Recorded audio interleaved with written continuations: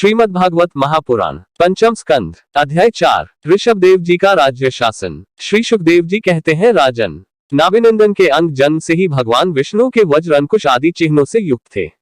समता, शांति, वैराग्य और ऐश्वर्य आदि महाविभूतियों के कारण उनका प्रभाव दिनों दिन बढ़ता जाता था। यह देखकर मंत्री आदि प्रकृति वर्ग, प्रजा, ब्राह्मण और देवताओं की यह उत्कट अभिलाषा होने लगी कि ये ही पृथ्वी का शासन करें। उनके सुंदर और सुडौल शरीर, विपुल कीर्ति, तेज, बल, ऐश्वर्य, यश, पराक्रम और शूरवीरता आदि गुणों के कारण महाराज नाभि ने उनका नाम ऋषभ श्रेष्ठ रखा।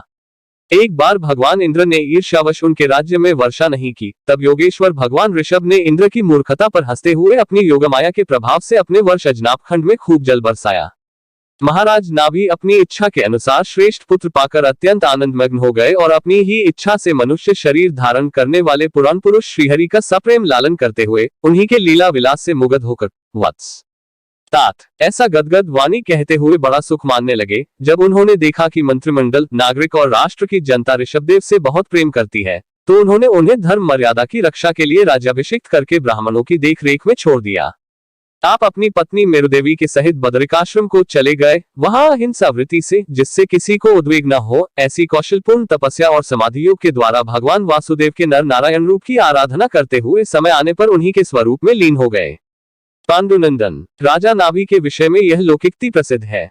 राजर्षि नाभि के उदार कर्मों का आचरण दूसरा कौन पुरुष कर सकता है, जिनके शुद्ध कर्मों से संतुष्ट होकर साक्षात श्रीहरि उनके पुत्र हो गए थे। महाराज नाभि के समान ब्राह्मण भक्त भी कौन हो सकता है, जिनकी दक्षिणादि से संतुष्ट हुए ब्राह्मणों ने अपने मंत्रबल से उन्हें यज्ञशाला में साक्षात श्री विष्णु भगवान के दर्शन करा दिए। भगवान ऋषभदेव ने अपने देश अजनाभ खंड को कर्मभूमि मानकर लोक संग्रह के लिए कुछ काल गुरुकुल में वास किया। गुरुदेव को यथोचित दक्षिणा देकर गृहस्थ में प्रवेश करने के लिए उनकी आज्ञा ली। फिर लोगों को गृहस्थ धर्म की शिक्षा देने के लिए देवराज इंद्र की दी हुई उनकी कन्या जयंती से विवाह किया तथा श्रौत स्माइत दोनों प्रकार के शास्त्रोपदिष्ट कर्मों का आचरण करते हुए उसके गर्भ से अपने ही समान गुण वाले 100 पुत्र उत्पन्न किए। उनके महायोगी भरत जी सबसे बड़े और सबसे अधिक गुणवान थे। उन्हीं के नाम से लोग इस अजनाभ खंड को भारतवर्ष कहने लगे। उनसे छोटे कुशावर्त, इलावर्त, ब्रह्मावृत, मलय, केतु, भद्रसेन, इंद्रस्पृक, विदर्भ और कीकट ये 9 राजकुमार शेष 90 भाइयों से बड़े एवं श्रेष्ठ थे। उनसे छोटे कवि हरि, अंतरिक्ष, प्रबुद्ध, पिप्लायन, आविर्होत्र, द्रमिल, चमस और करभाजन ये 9 राजकुमार भावगत धर्म का प्रचार करने वाले बड़े भगवत भक्त थे। भगवान की महिमा से महिमान्वित और परम शांति से पूर्ण इनका पवित्र चरित्र हम नारद वसुदेव संवाद के प्रसंग से आगे एकादश स्कंध में कहेंगे। इनसे छोटे जयंती के 81 पुत्र पिता की आज्ञा का पालन करने वाले, अति विनीत, महान वेद्य और निरंतर यज्ञ करने वाले थे। वे पुण्य कर्मों का अनुष्ठान करने से शुद्ध होकर ब्राह्मण हो गए थे। भगवान ऋषभदेव यद्यपि परम स्वतंत्र होने के कारण स्वयं सर्वदा ही सब प्रकार की अनर्थ परंपरा से रहित, केवल आनंदानुभव स्वरूप और साक्षात ईश्वर ही थे, तो भी अज्ञानियों के समान कर्म करते हुए उन्होंने काल के अनुसार प्राप्त धर्म का आचरण करके उसका तत्व न जानने वाले लोगों को उसकी शिक्षा दी। साथ ही सम, शांत, सुहृद और कारुणिक रहकर धर्म, अर्थ, यश, संतान, भोग, सुख और मोक्ष का संग्रह करते हुए गृहस्थाश्रम में लोगों को नियमित किया। महापुरुष जैसा जैसा आचरण करते हैं, दूसरे लोग उसी का अनुकरण करने लगते हैं। यद्यपि वे सभी धर्मों के सार रूप वेद के गूढ़ रहस्य को जानते थे, तो भी ब्राह्मणों की बतलाई हुई विधि से साम दानादि नीति के अनुसार ही जनता का पालन करते थे।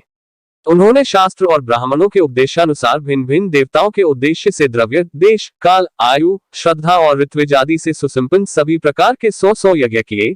भगवान ऋषभदेव के शासनकाल में इस देश का कोई भी पुरुष अपने लिए किसी से भी अपने प्रभु के प्रति दिन दिन बढ़ने वाले अनुराग के सिवा और किसी वस्तु की कभी इच्छा नहीं करता था। यही नहीं, आकाश कुसुमादि अविद्यमान वस्तु की भांति कोई किसी की वस्तु की ओर दृष्टिपात भी नहीं करता था। एक बार भगवान ऋषभदेव घूमते घूमते ब्रह्मावर्त देश में पहुंचे। वहां बड़े बड़े ब्रह्मर्षियों की सभा में उन्होंने प्रजा के सामने ही अपने समाहित चित्त तथा विनय और प्रेम के भार से सुसंगत पुत्रों को शिक्षा देने के लिए इस प्रकार कहा।